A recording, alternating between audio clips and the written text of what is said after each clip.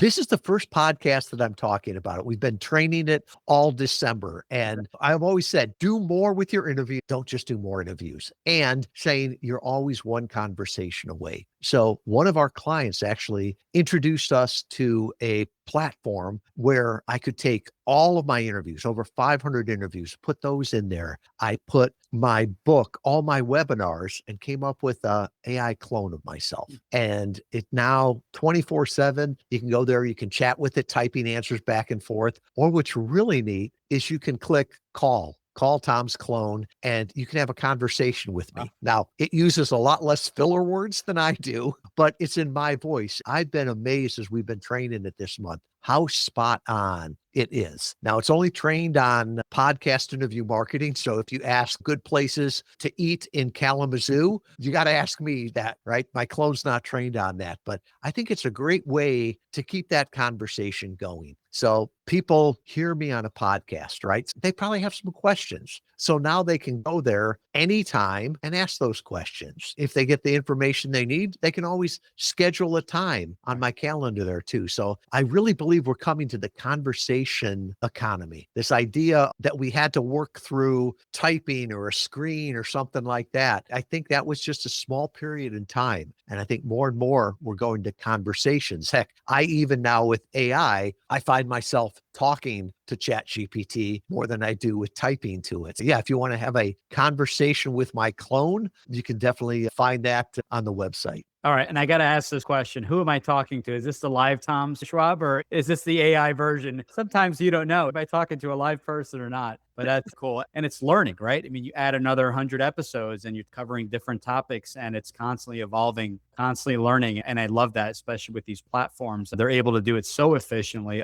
upload the show and sometimes change up the answers. I really like that. Where can people find this and start talking with your AI version? Go back to interviewvalet.com/franchise freedom. I'll put my AI clone there. You can talk with that. I'll put my calendar link if you want to talk with the one and only Tom Schwab with all the filler words. I'll also throw a copy of my book up there. You can buy it on Amazon, but if you want a free copy, you can get it there too. Love that. And that's the best place to reach you if they want to start reaching out or learning more about your company services. Very much so. Everything's there at interviewvalet.com/franchise freedom. I'll put my social media there. One of the things that we've learned over the last 11 years is keep it simple, right? You got to realize that 70% of people are listening to it sped up. They're working out while they're doing this. They're driving, they're multitasking. So you got to make it easy for them to take the next step and keep the conversation going. Love that. There's so many other questions that I have, and I have such a passion for podcasting. This has just grown my belief for having that personal brand. The personal brand is something that cannot be necessarily cloned.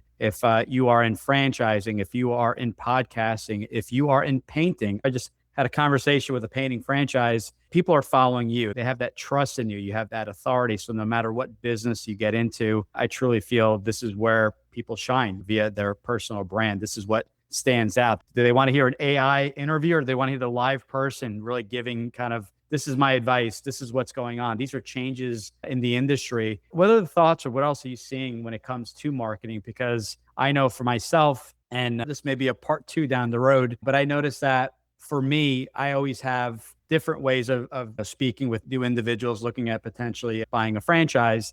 And I feel like there's never this consistency. We've tried, buying leads and we've tried paid ads on Facebook and Instagram. They've worked out really well, but there's a lot of sifting through individuals. As far as, what you're seeing, you recommend one platform and sticking just to podcast guesting and going 100%? Do you recommend dabbling? Does that depend on the industry you're in? I think the better person to answer this would probably be my grandfather than me, because I see a new platform and it's like, I want to try that. I want to test this, all the rest of this. My grandfather was a great businessman, right? And God rest his soul. He's been gone for decades. He wouldn't have known what the internet was or how it worked. But, he understood what he was trying to do. And he'd start with simple questions like, who's your customer? Why don't you just want to talk with them? where are they? And make sure you're there. So for him, he ran an auto service station. Everybody within 10 miles of him was a customer. For him, great marketing was sponsoring the baseball team, speaking to the Rotary, all the rest of that. That worked. I can think of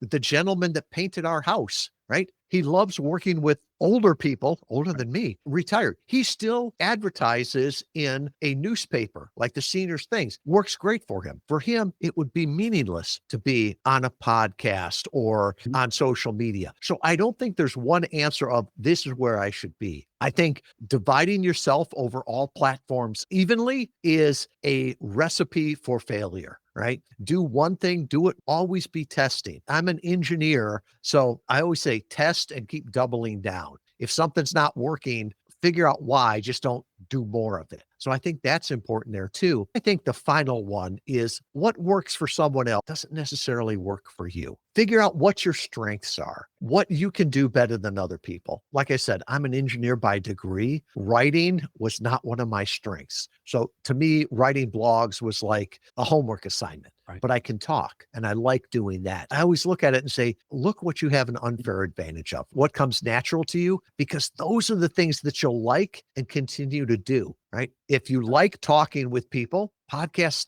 or podcast interviews probably make a whole lot of sense. If you don't like that, don't do something that is painful because you won't do it well and you'll stop doing it. That's exactly it. You nailed it. It's sustainability. It's what what's best workout? Is it dumbbells? Is it body weight? We all have different goals, but ultimately, if you're not going to drive 20 minutes to the gym back and forth, the basement gym may be the best thing because that's what you're going to actually do and follow. I just had a conversation with someone and they said, man, you enjoy watching workout videos more than actually doing them. I got called out and I said, yeah, you're right. I fully admit it. So he goes, what's the best? Is it kettlebell? Is it dumbbell? What do you have in your basement? Let's start there and start those workouts. That was a great answer. Got me. Sometimes even myself, you need those reminders. So that was awesome. Anything else that we didn't cover? We covered quite a bit and you nailed it. We talk about so many different marketing, getting pulled, shiny object syndrome, and it gets really out of hand. Last and final words, I'd greatly appreciate it for the audience that's thinking of what to do next and going forward in 2026. One of the things I've been signing my emails with, and I sign it to encourage other people, but even to remind myself, it's stay strong. The world needs to hear you now more than ever. There's a lot of negativity out there. There's a lot of information. Often I think it's those experts, the practitioners, those humble heroes that need to speak up. People can decide whether or not they listen to you or not, but I encourage people, stay strong. The world needs to hear you now more than ever, and pick the way that you want to do that. Is that being a host, a guest, speaking on stages? You need to speak up to help people because what may be ordinary to you is amazing to them. Your personal brand is your only true unfair advantage in a world of AI. How will you use yours to find freedom?